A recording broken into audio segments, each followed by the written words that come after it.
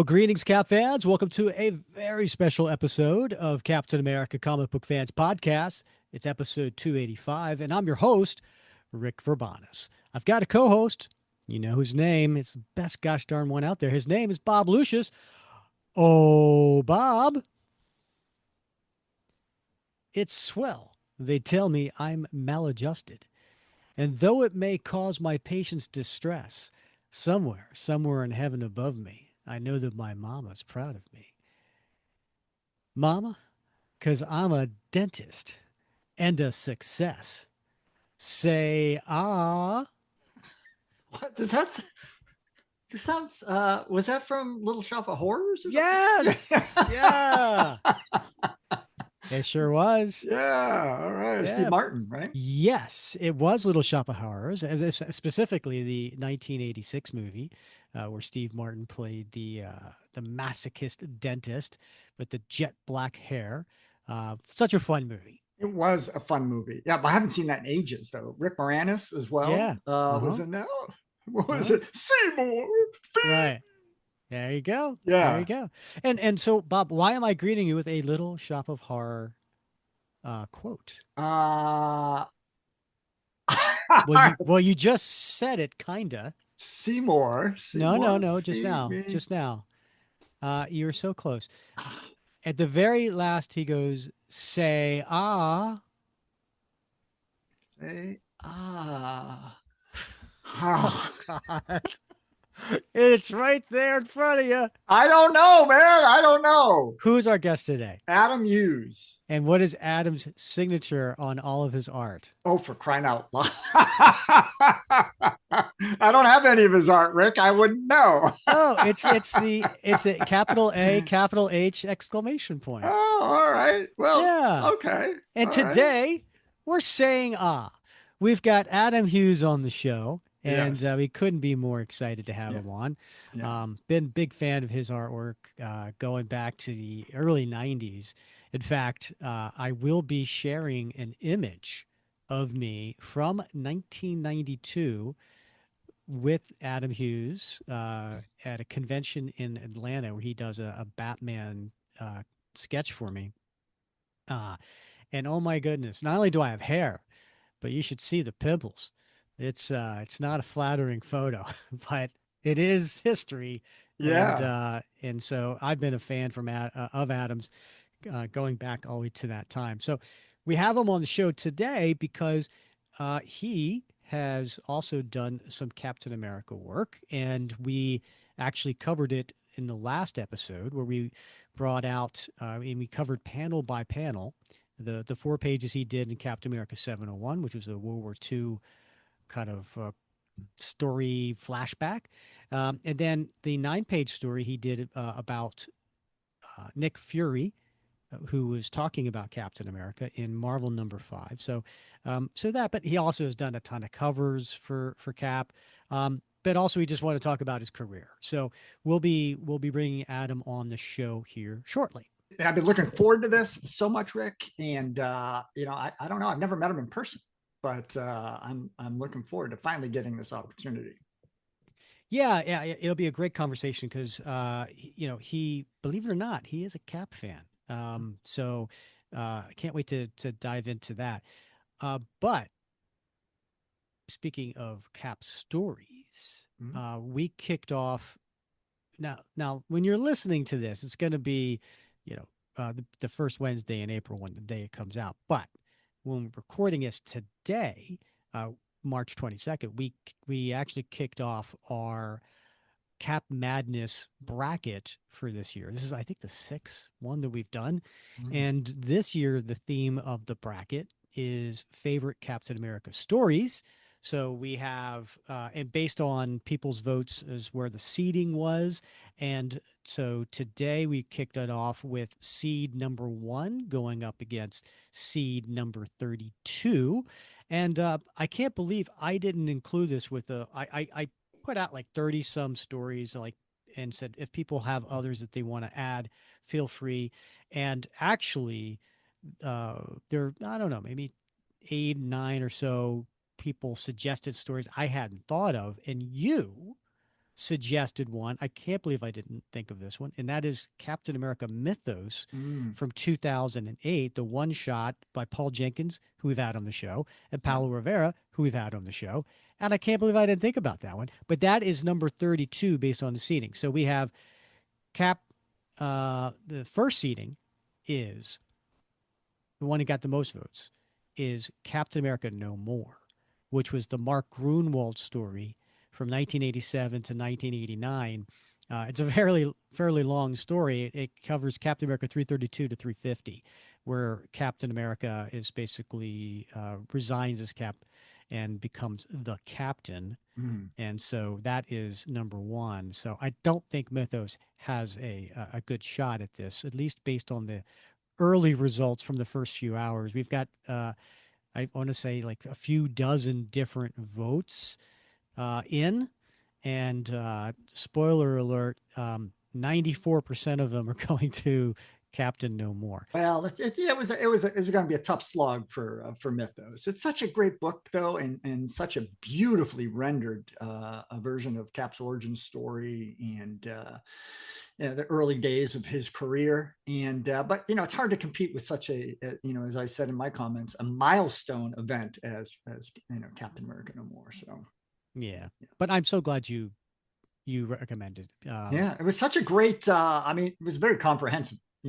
selection of Yeah. stories. So kudos to you for that as well. And as always, though, the members of the group they always fill in the gaps and figure out which ones kind of slip by that first filter. So Yeah. Yeah. And like I said, five of them made it to the top 32.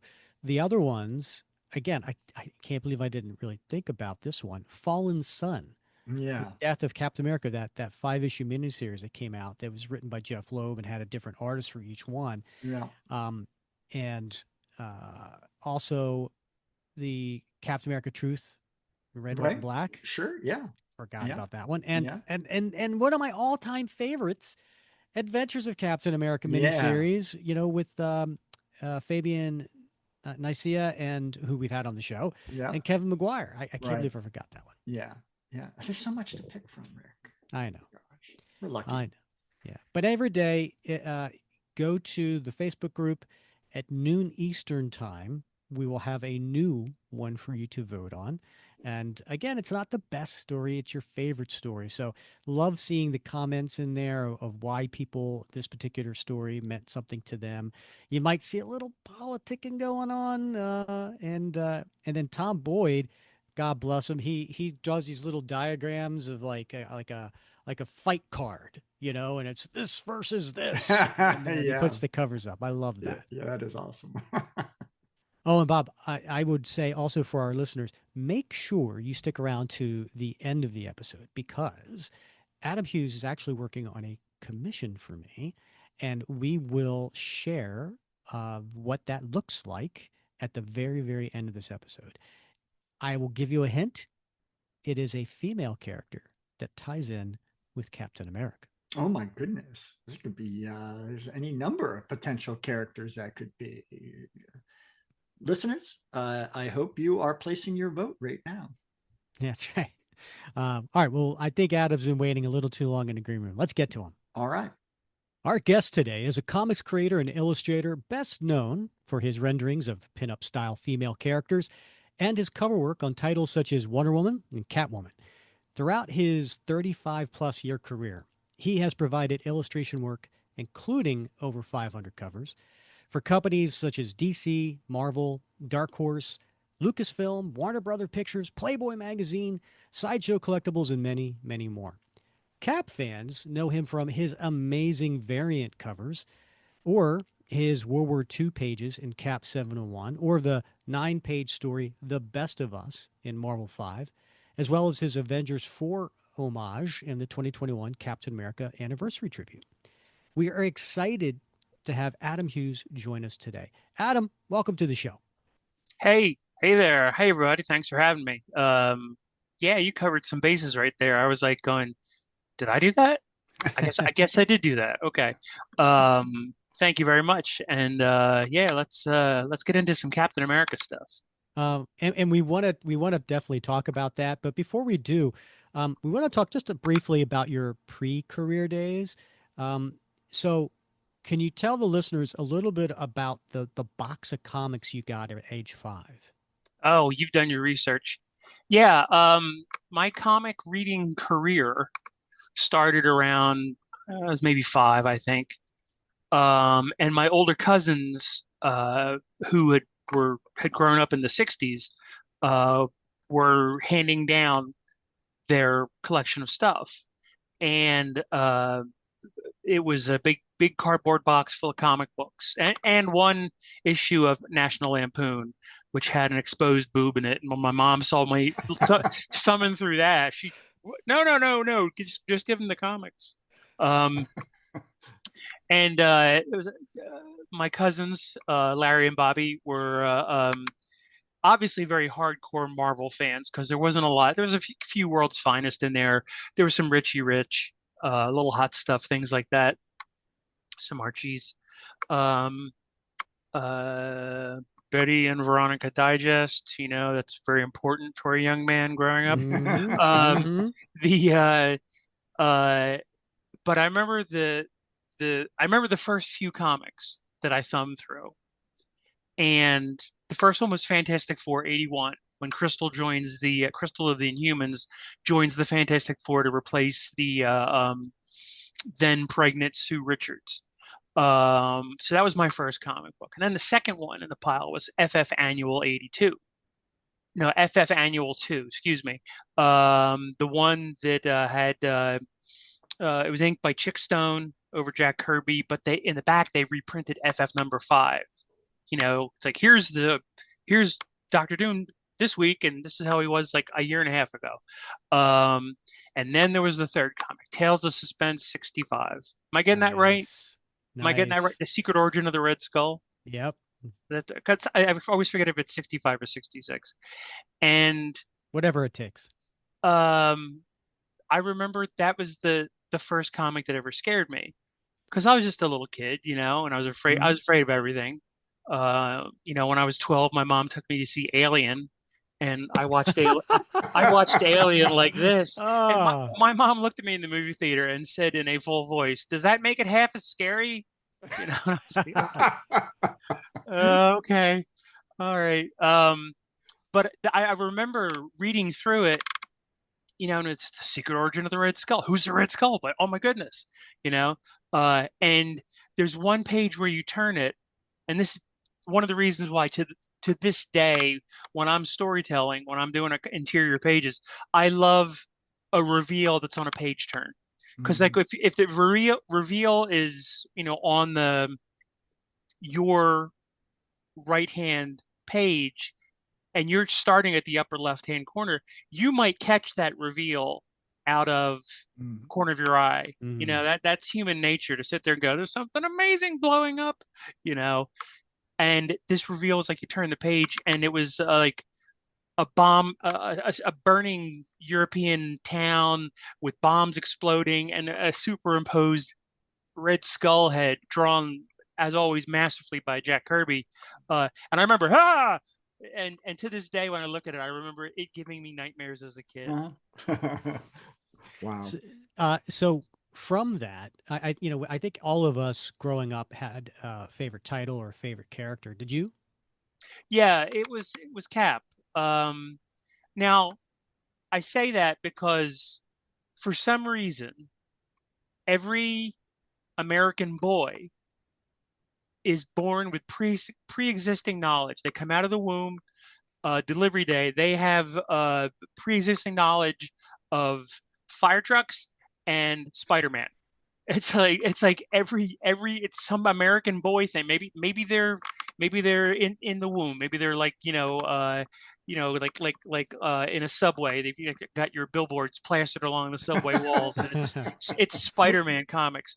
Ironically, even though I did love Spider-Man as a kid, um, I knew Spider-Man from the animated 1967 series. Hmm. And one of the comics in the box that they gave me was The Death of Gwen Stacy. Spider-Man 123, was it? uh, I think it's 123 or I can't remember. 121. I can't remember. I want to Um, say one. but up to that moment, I thought Spider-Man was a cartoon character. I did not know that. And so I was like, oh, they make comics of him too? Well, this is amazing, Uh, Genius. No pun intended. who thought this up? This is a brilliant idea. And then it wasn't until a few years later I realized that, oh, all the cartoons are based on the comics. Yeah, good. Thanks, Adam. Um, but Cap was always my favorite for a very unusual reason too. I mean, I love the costume. I love especially World War II Cap stories, where he's just, pounded Nazis senseless.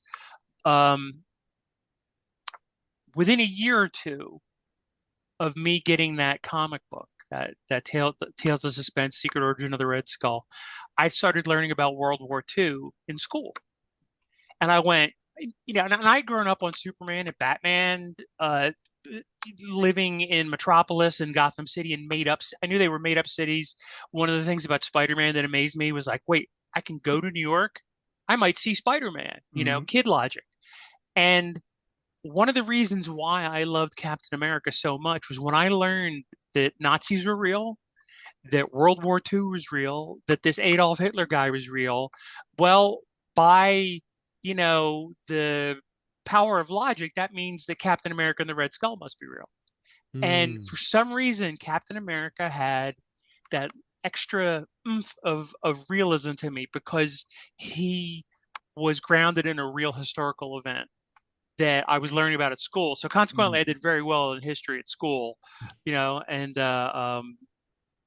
just because I was going, oh, comic books, Uh-huh. and it wasn't until I was like 8 or 9 that I went, oh, this is all made up around World War II. I'd be sitting there watching Hogan's Heroes on TV with my grandfather, and it never occurred to me that really, sure, this comedy really happened in a POW camp.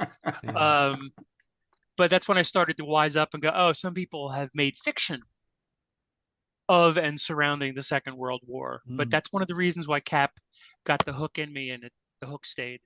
Well, you've been around. You've been around comics for a long time, Adam. Are there any? You mentioned Kirby, but are there any artists or writers that particularly ring your bell, inspire you, that you just love? Not that I want to put you on the spot around peers, but I mean, particularly over the history of Captain America. Especially when you were a kid, like you're reading comics, like what made that next jump for you to want to be an artist? Was there a Oh, particular artist or no, no, there wasn't a particular artist, but and I do suffer from a condition which I call retail amnesia.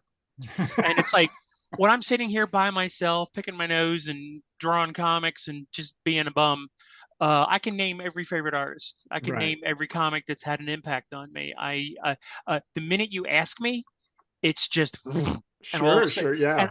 I call that retail amnesia because you're sitting at home and you know everything you need from the grocery store. And then when you walk through the doors, Obi-Wan Kenobi style, you're like, milk? You know, so I I mean, love that. I grew up loving Jack Kirby, and I was very fortunate that at the time Marvel in the early '70s, mid '70s, was really suffering. I was really lucky that they were suffering because if you guys remember, they were reprinting everything.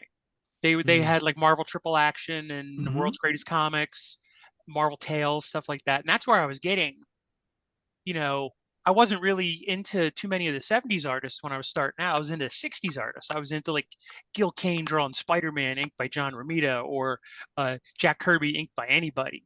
Those were my favorites. But I don't think I started paying attention to the names. I don't Hmm. think I started paying it we had a general store in my hometown and had a spinner rack just like the one behind you, and every Wednesday or Tuesday, whatever day of the week it was back then, the new comics would come out and I would go in, and I remember when I started looking for the name at the beginning, before even thumbing through, and that was with John Byrne. Mm. Yeah. John Byrne I was a first generation John Byrne fan, still am, and you know, thank goodness he's so fast as he is because I was there when he was doing X-Men and FF and Avengers all at the same time, and I put a terrible pressure on me. I was thinking, I want to do this when I grow up. How fast do I have to be? Right. Yeah. But then I'd see somebody else who I loved, like say Michael Golden, who did not do a Mm. monthly book, and I went, oh, there's room for everybody. So if I'm a fabulous underachiever, I can still probably break in somehow. And I did. I anytime. I mean, I remember Byrne drawing Cap in uh was it Iron Fist? 1980. It might have been 19. No, no, I'm talking about like before the Roger Stern, Joe Rubenstein run. Uh, he drew Cap a couple of times, and I was just like, whoa, oh, two of my favorite things have come together. I didn't think this was possible. So when that Roger Stern run came around with that fantastic Baron Blood World War II story, oh my God. Um, I was so psyched. I was like, oh, I'm glad this guy's fast. He's going to draw all my favorite titles. Mm. But early on it was Byrne, Michael Golden, Neil Adams, Gil Kane, and then when I got into my teenage years, well, when I was 18, I was working in a comic book shop, so I was actually in the perfect space for somebody who's a dedicated superhero nut to have their horizons expanded because the whole boom of independent comics in the 1980s.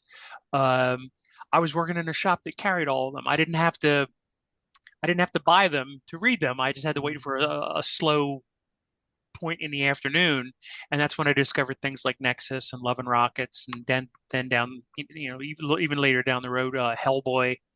Um, so I mean, I've got a lot of artists that are, in the recipe of the Adam Hughes cocktail, Mm. uh, and more that are there than aren't there, and the ones that aren't there, I just, they do their thing. I just, for some reason, it didn't fire Mhm. the little jangly bits of nerves at the back of my skull the way these other guys did.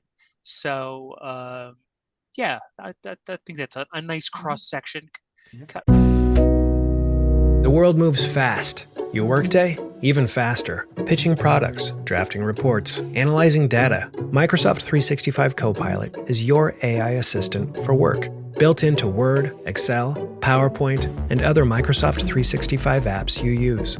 Helping you quickly write, analyze, create, and summarize.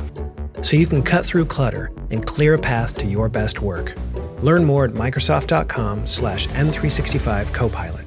LinkedIn is pretty great at a lot of things, like helping you tap into the latest trends and insights in your field. We cannot stop your coworker from tapping her pencil. LinkedIn can help you find new jobs that align with your career goals. We cannot help you find the source of that weird smell in the office fridge. Ew. And while we can't stop your coworkers from bringing their hobbies into the office, LinkedIn can help you bring your career to the next level. LinkedIn is the network that works for you. So going back to the 18, 19-year-old Adam. So you're drawing some black and white comics, and then you get into a full color comic, right, with May's agency through Kamiko, and you're there less than a year, and then you break into DC Comics in 1989 as the penciler of the ultra hot Justice League series. We had Bart Sears on the show, and he talked about how he got the Justice League Europe title with hardly any experience. And here you are doing the same. So you want to take a little bit to explain how you got that gig, which really launched your career. Yeah, I really, I was introduced to the editor of the wildly successful Justice League America, Andy Helfer, at the 1988 Chicago convention. This is back even before Wizard owned it. And I was introduced by Bill Willingham, creator of the Elementals, as well as he went on to become, super famous for doing Fables. Which you did some covers of.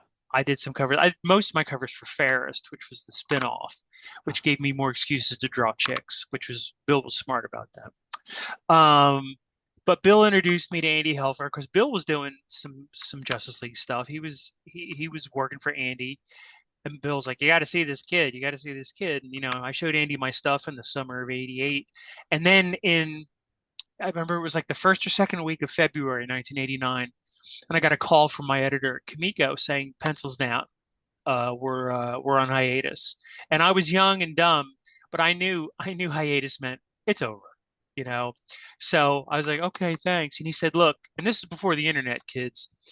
So he said, "Listen, don't go telling anybody about all our books being put on hiatus because there's some people we haven't tracked down yet, some big names like Matt Wagner and stuff like that, to tell them, and we don't want them to find out third hand."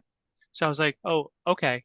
So I hung up and I sat there for 45 minutes, and it was the first 45 minutes since I had started in 1987 that I'd been unemployed in comics.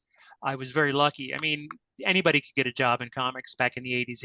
If you knew which end of the pencil was the right end, you could get a job drawing a comic book. That's how crazy it was back then.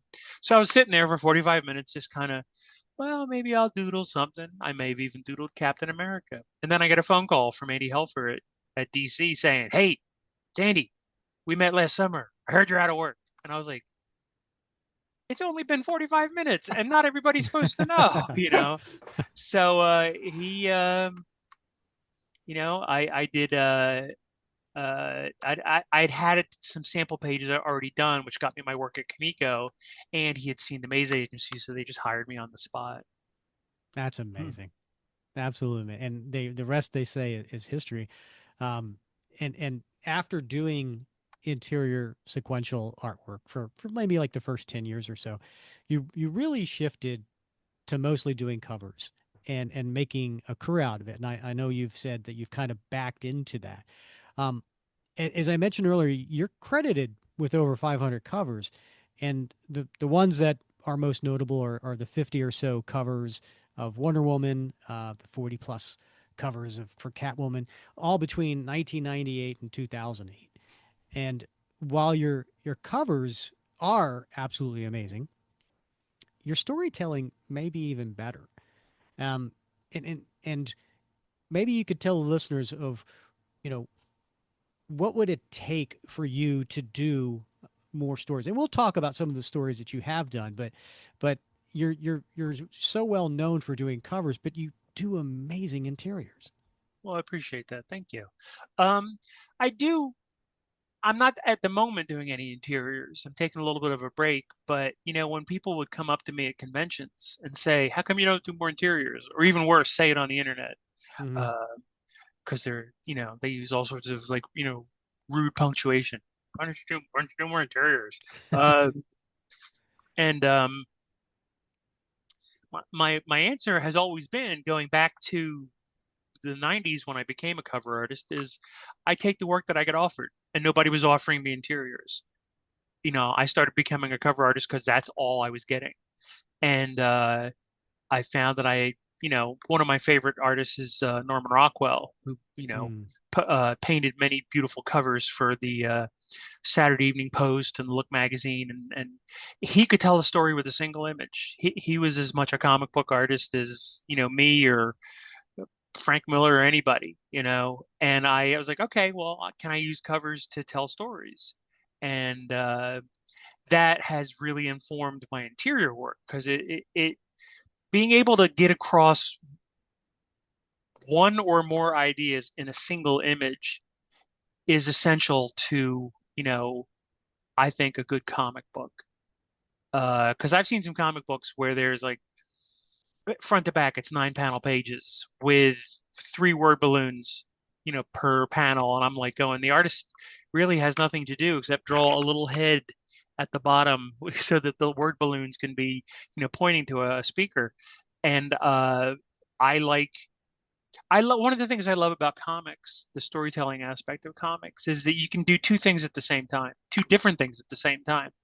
And, you know, comics are sometimes likened to cinema because they have their cousins. They have similar um, principles that work both, well in each medium. But there are some that are exclusive, and I think one of them is um, the you because comics are a visual medium and a written medium. You can have two different things going on at the same time. You can have, somebody punching somebody out in the story, and in the word balloon or the thought balloon or the caption box, they're going, like, okay, later on, like a gallon of milk, a carton of eggs, a stick of butter. You know, you you can use the same real estate twice, and you don't really get that in a book, and it's really hard to find that in cinema. You can do it, and only the best directors and storytellers are able to show you one thing and then in a voiceover have not just a description of what you're seeing. It's not all of a sudden it's like in a Scorsese film where somebody's going, and oh, that's when the money came rolling in, and they show you on the screen the money rolling in, and um uh not to say comics hasn't done that. I have a comic around here somewhere, and it's one of the panels, and I think it's a Ditko era Spider-Man comic laying around here somewhere. And it's Peter Parker walking through a doorway to talk to his Aunt May. And the caption says, as Peter walks through the doorway to talk to his Aunt May, ... And I was like, Stan, that was not necessary. He was getting paid by the word. He must have been, and so that's one of the things I love about comics. And when I get a chance to do storytelling, I think about that two or three things at once aspect, and I love doing it. And I mean, when people do that, when people say, why don't you do more comics? I go, oh, come on, man. I got back into comics in 2000 interiors in like around 2012 when I did Dr. Manhattan for Yeah, the Forrest before. Mini. Yeah. Yeah. And the only reason why I did that was because it was the only interior that had been offered to me in like 6 or 7 years. And I was like, I want to see if I can still do this, because I was starting to feel like a tourist in my own profession. It's like, am I a comic book artist who just happens to do covers all the time? Or am I an illustrator, a cover illustrator who once in a blue moon will do a story? And I wanted the answer to be, I'm a comic book artist. Um, and that's when I did that. And other things followed, like Hellboy. I wrote and drew 3 issues of Betty and Veronica. Yep. It's awesome. I do interiors, and the last one I did was a Rocketeer one for a special Dave Stevens tribute comic, and that was the last time I've put sequential pencil to paper.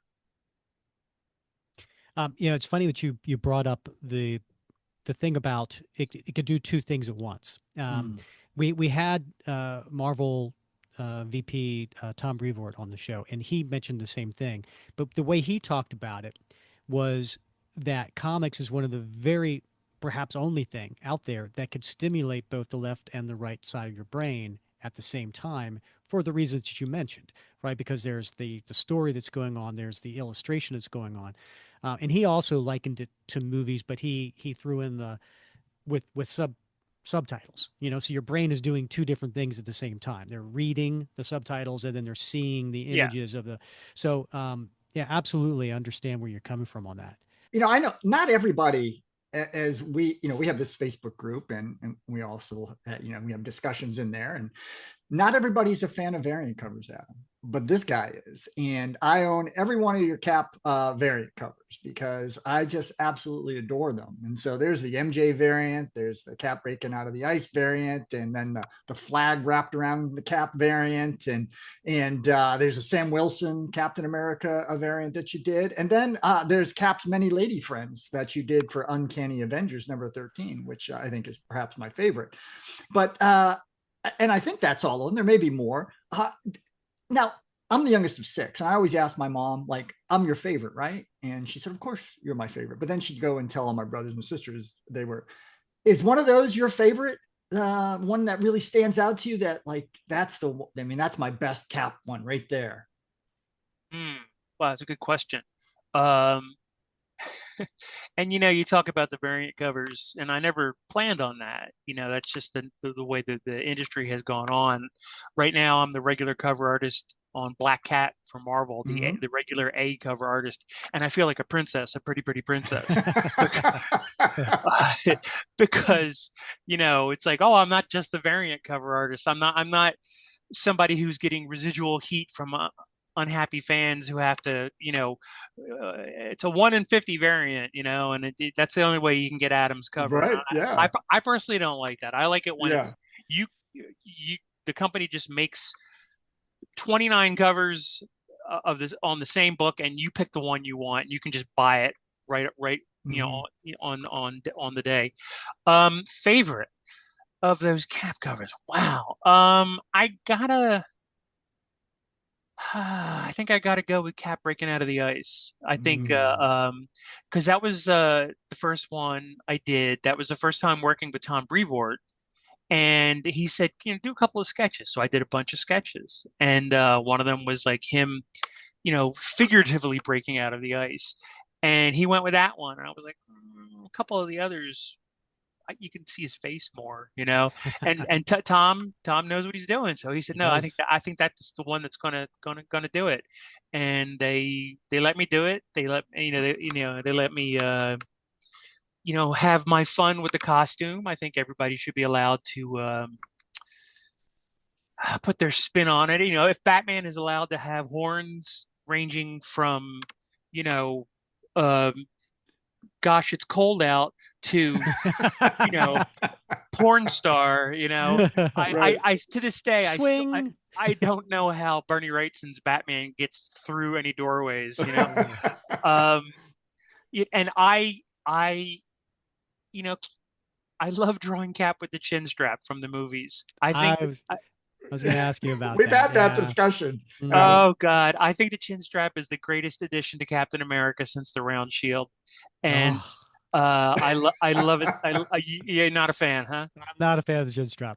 I am, Adam, only because to me, I'm a retired Marine. It has a realistic feel to me. I can't tell you how many times I've yelled at Marines to button up your chin strap. So, I mean, there's when I look at all of your caps, it has a chin strap, but you also like the chainmail. You give them pouches, and are these aspects like that you personally like on Cap, or is this like deliberately a look and feel that you want to be associated with your Cap? Oh, I don't have enough of an ego to want anything to be associated with me. I just think it's like it's kind of like an incorrect assumption that if it's a superhero, they have to have tights, they have to have a costume, And I like it when there's a reason, why our favorite hero or heroine is dressed the way they're dressed. Like if a character has a cape, I like it if there's like a good reason for the cape. If a character has 90,000 pouches all over their body, I'm sure Jim Lee had a good reason for putting them there. Oh, you mean Rob Liefeld? And whoever was responsible. I kept my nose down in the 90s. Yeah, I was just kind of waiting for all the bad girl stuff to die down, and I was hoping to weather that with like some semblance of dignity. But no, I like drawing. I like drawing Cap with the chin strap. I like Cap having the a utility belt, as it were.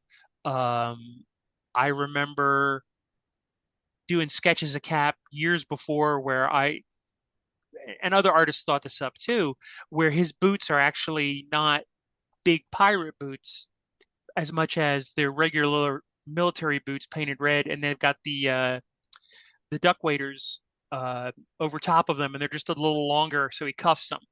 Hmm. and like anytime you would draw Cap close enough, you would actually you would I would like, oh, I can't wait, I'll draw the little lip that goes around the shoe, and then the piece that goes under the heel, under and in front of the heel, and I never got around to doing that. But it's just me. And the chainmail is uh I think a function of my clinical anxiety. I find that when there's certain things on a piece, and I worry about every piece I draw, and I fret and I erase and I redraw, and I'm just paranoid that I'm not giving my best shot. And I love it when something comes along where I can just kind of zone out and just sit there and just repetition, repetition, repetition. It's like The a break. chainmail. It's like a Yeah. fidget Yeah, spinner for you. it really is like a fidget Yeah. spinner. And I love doing it on Cap. I think it looks cool. I like the idea that, it's not just one big, underoo, that he's got a shirt on that, over top of that, he puts a scale mail, like jerkin almost, that comes down to here. And then the white is from the undershirt, comes down to his, you know, breast breastbone, and then the rest is red and white stripes. Um, I just dig that.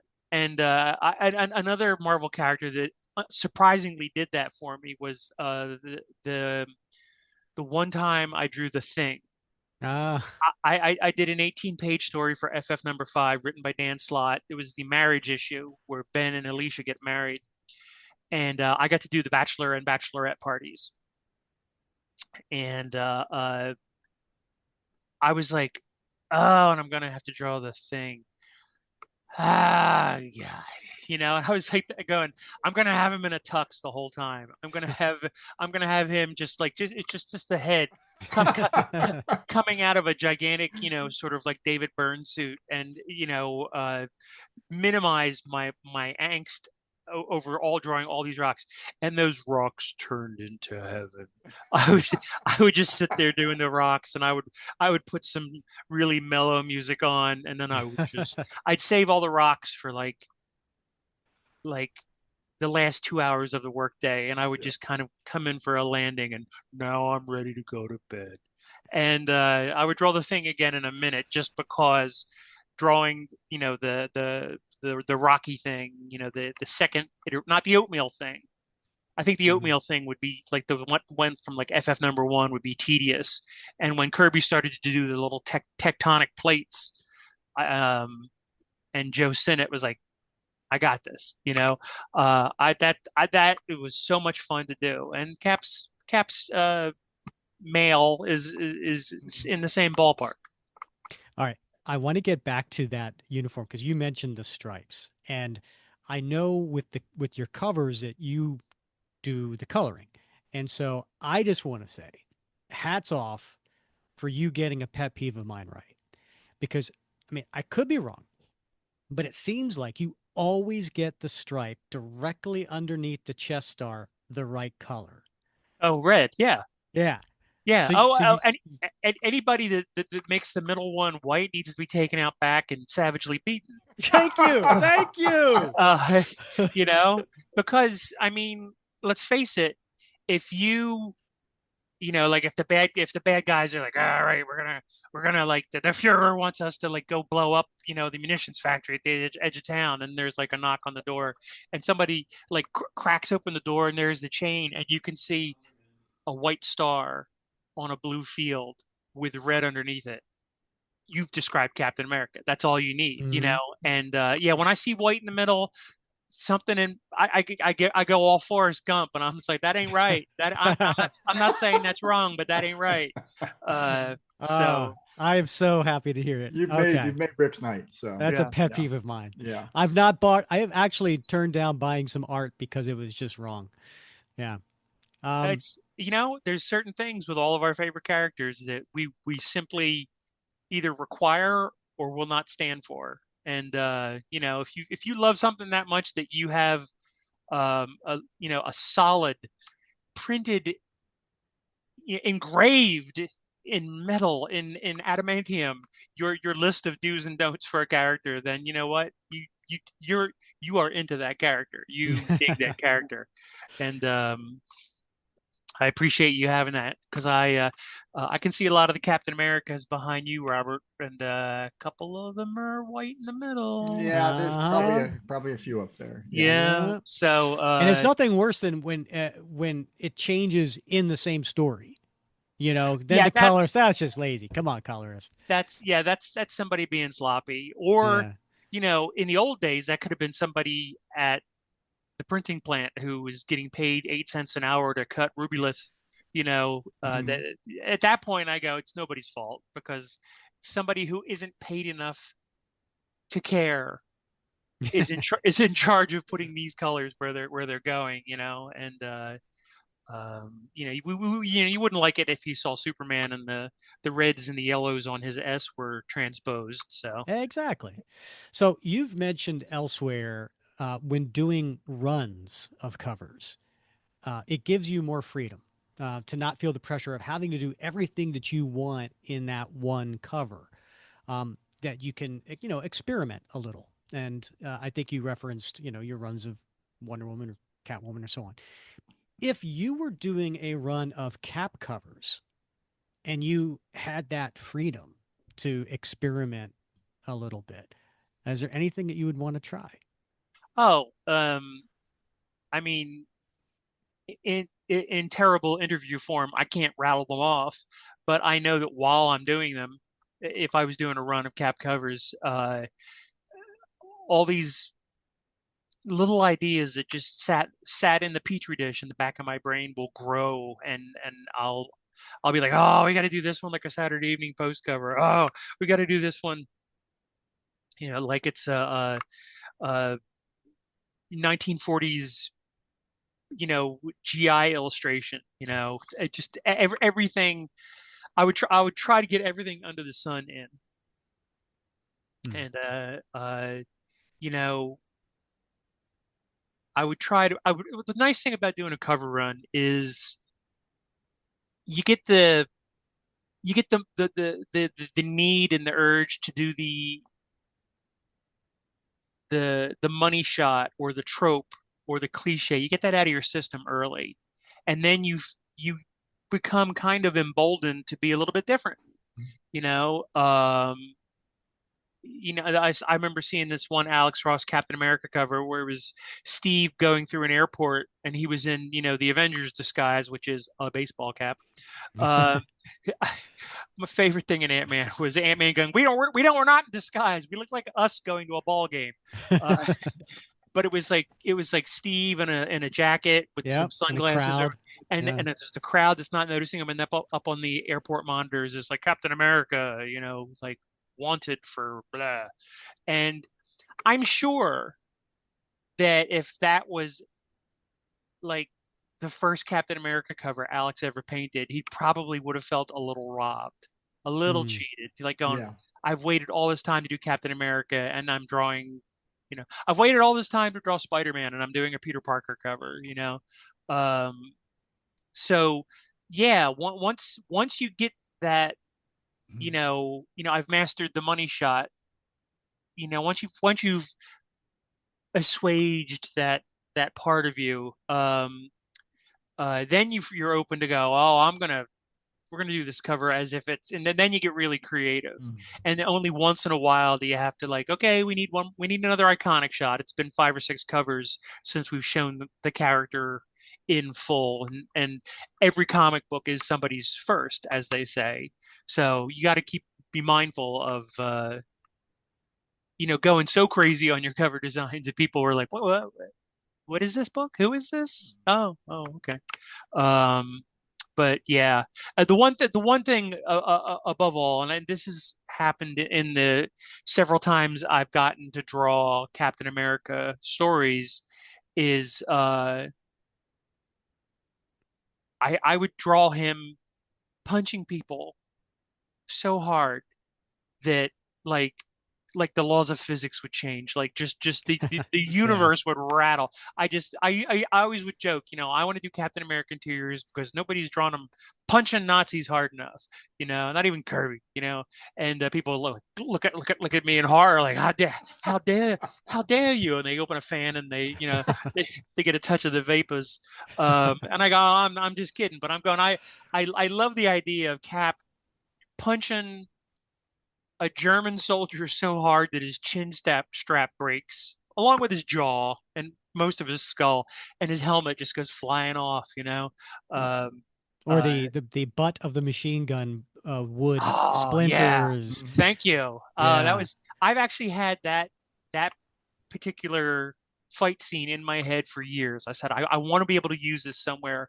And when Tom Brevoort gave me the chance to do that Nick Fury story, which is kind of like how Nick Fury feels about Captain America. I said, I get to do it because I always wanted to do this. It's this image where of Captain America where it's ostensibly um, a Conan cover, where it's Cap standing on top of a pile of bodies, Hmm. and he's either just finished the last guy or he's finishing off the last guy. But instead of it being, barbarians and sword and sorcery, it's him holding a glowing red hot MG 42 barrel, and he's like, if he's like just looking cool, like Frazetta on his manliest day.